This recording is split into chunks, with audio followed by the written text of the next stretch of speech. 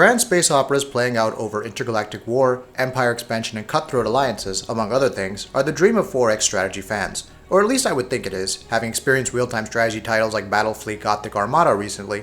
Diving into a 4X game like Paradox development studio Stellaris seemed like learning to swim before then embarking on a journey across the English Channel.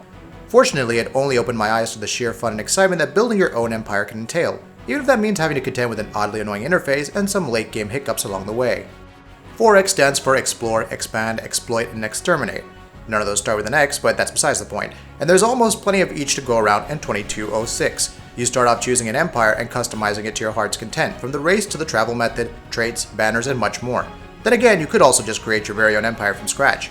Maybe you want a mammalian empire that's militaristic and xenophobic where you're the absolute ruler without question. How about an avian fanatic collectivist that endorses slavery and shuns individualism to benefit the greater good? Make sure to choose wisely since every ethic and form of governance will have an impact on traits like food consumption, diplomacy, and much more. It's also important to decide which weapons and travel modes you want your ships to have since they can influence how well you'll be getting about the galaxy and annihilating your enemies. The sheer scope of choices made to your empire is only the beginning. From here you could choose the size of the map, the galaxy shape, and your neighboring empires, and you're off to expand on your empire. So how do you do that? This is where Stellaris could have been daunting for your average strategy player, but Paradox's in-depth tutorial system guides you through each step until you're familiarized with all the mechanics. Make no mistake, there's a lot to get through in Stellaris, from assigning your assigned ship to survey a planet and building space stations to harvesting resources and populating said planets. That population is going to be key towards growing your empire, but you'll need to manage energy, food, minerals, and other resources to keep things running in check. You can also grow your influence, though it's never made clear how it increases. Needless to say, think twice before drafting some new laws or making political decisions. You never know how it could affect the way your empire is viewed in the eyes of your allies and enemies. Once you begin discovering new planets and uncovering quests while running into other empires, you'll get into the bulk that Stellaris has to offer. Colonizing planets with multiple species, balancing what kinds of pops, i.e. populations, can live in which environments and along with which races, and building alliances. With regards to negotiations, there isn't all that much to really do. The interface comes across as simple, and as long as your trade acceptance score is alright, you should get by just fine. Research is divided up into engineering, society, and physics, each providing its own share of resources, and it's more randomized in the options provided. You're not following a set path so much as choosing what would be the best possible benefit at that point. On the one hand, it leads to unpredictability and an element of randomness, further feeding into the replay value. On the other hand, some choices are clearly better than others, like populating new planets while acquiring new weapons may not exactly make all that much of a difference in combat, since you're not really deciding which guns get used. Combat could probably be the weakest part of Stellaris. Not only does it feel kind of empty at times with the tactics involved, and that's probably the RTS fan in me wanting something more, but the situations can feel iffy. They're either unbalanced in your favor with enemies declaring war and defeating you handily, or simply refusing to attack.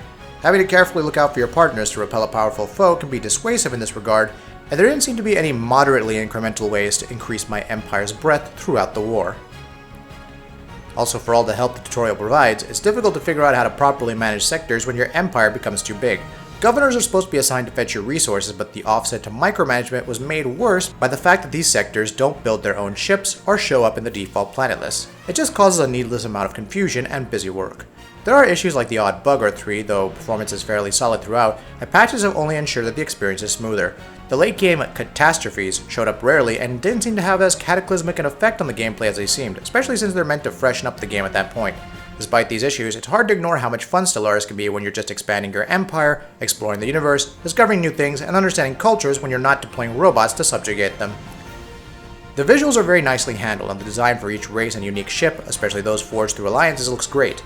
The musical score as well is suitably epic while immersing you into the operatic nature of this deep space drama. Honestly, there's an incredible base and strong early to mid-game to grasp, especially when you're experimenting with different races and empires. I wish there were more options for choosing how to deal with other empires and perhaps some more exciting combat. Nevertheless, Stellaris will scratch your galaxy-conquering itch and make you indulge in adventuring to your heart's content. The late game may not be the easiest to manage, but the easy introduction is more than enough to guide even casual fans into the fold. And that wraps it up. What are your thoughts about this? Let us know in the comments below. And if you enjoyed this video, please like and share it on Twitter and Facebook. And why not consider subscribing? We upload some really cool videos almost every day. Thank you for watching this video, and happy gaming!